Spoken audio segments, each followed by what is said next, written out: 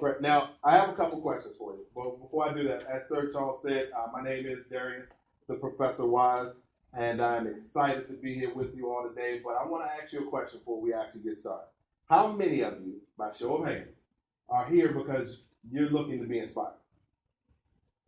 Okay. How many of you are here because you would like to be motivated? Okay.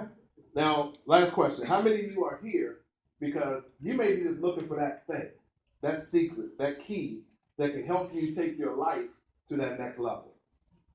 Awesome. All of them. All right. Now, I ask you those questions because all of us are here for a certain reason. That reason may be different for every single one of us.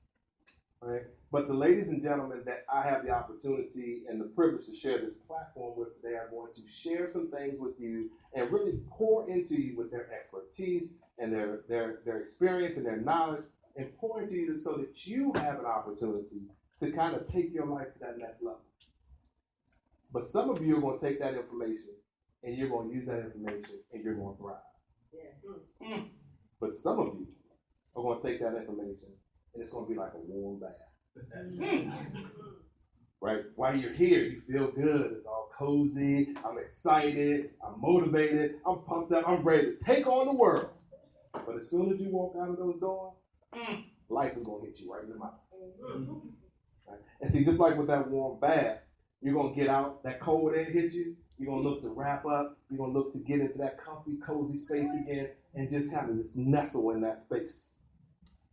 How do I know this? Because that was me 20 years ago.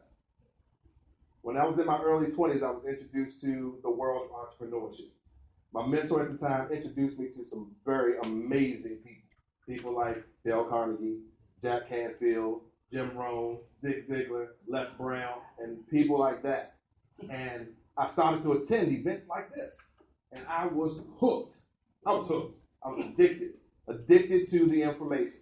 I was addicted to the idea that I could take my life to the next level.